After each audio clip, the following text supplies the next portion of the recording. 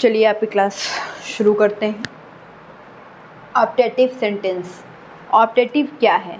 Optative को आप कैसे समझेंगे? ऑप्टेटिव सेंटेंस वो सेंटेंस होता है जहाँ पर आशीर्वाद, प्रार्थना, श्राप का भाव प्रकट हो, वह होता है ऑप्टेटिव सेंटेंस। ऑप्टेटिव सेंटेंस को आप पहचानेंगे कैसे? ऑप्टेटिव सेंटेंस को आप पहचानेंगे कि यह स्टार्ट होता है मे से, यानी कि जिस भी वाक्य में मे लगा होगा वह आपका होगा ऑप्टेटिव सेंटेंस। देखिए, मे यू लीव लॉन्ग, तो अगर आप किसी व्यक्ति को कहते हैं कि आप लंबे समय तक जीवित रहें, आप बहुत लंबे समय तक जीवित रहें, तो आप क्या कर रहे हैं? श्राप तो दे नहीं रहे हैं, आप उसके लिए क्या कर रहे हैं? प्रार्थना कर रहे हैं। या आप किसी को कह रहे हैं कि मे यू गेट सक्सीड, आपको सफलता मिले, आप सफलता प्राप्त करें, तो क्या है ये सफलता प्राप्त करें? आशीर्वाद दे रहे हैं कि आप सफलता प्राप्त करें। उसके बाद जैसे मान लीजिए आप किसी को बोलते हैं कि आप गॉड ब्लेस यू, ईश्वर आपकी रक्षा करें, तो जब इस तरह के वाक्य होते हैं तो वह होता है आपका ऑप्टेटिव सेंटेंस। अब एक आसान सा ट्रिक आपको बताते हैं कैसे आप इसको आसानी से समझते हैं और कैसे इसको पहचानते हैं।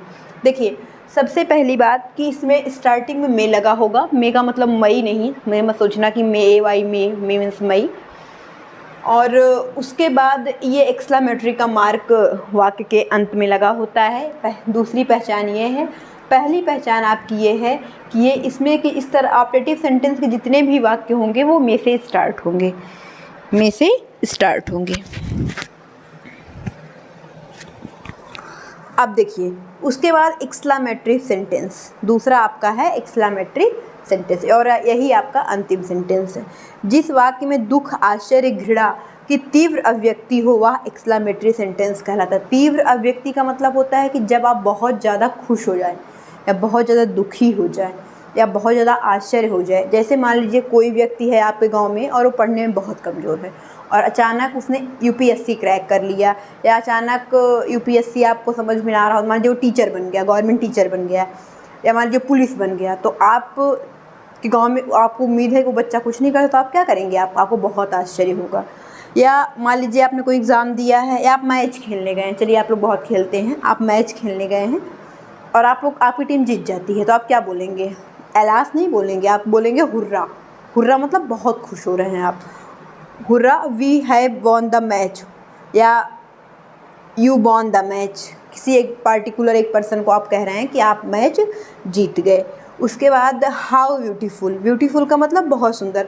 कोई व्यक्ति बहुत खूबसूरत है तो आपके मुंह से अचानक निकल जाए हाउ ब्यूटीफुल, कितना सुंदर।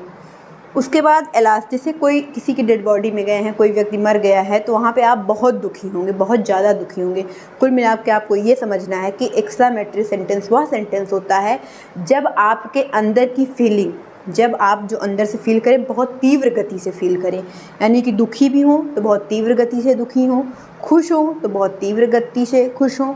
आपके संवेग का जब तीव्र गति से अभिव्यक्ति हो, आपका संवेग, जैसे आप रोने लगे बहुत ज़्यादा रोने लगे, हंसने लगे बहुत ज़्यादा हंसने लगे, तो वही आपका होता है एक्सक्लेमेटरी सेंटेंस। और इस सेंटेंस को आप कैसे पहचानेंगे? इसके स्टार्टिंग में 4, 5, 6 शब्द हैं जो लगातार हमेशा ही पूछते हैं। Hurrah, alas, bravo, wow, how, fie fie, इस तरह के जो शब्द हैं यह हमेशा ही एक्सक्लेमेटरी सेंटेंस में पूछता है। इसके अतिरिक्त आप देखेंगे इसी शब्द के बगल में ही आपका एक्सक्लेमेटरी मार्क लगा होता है।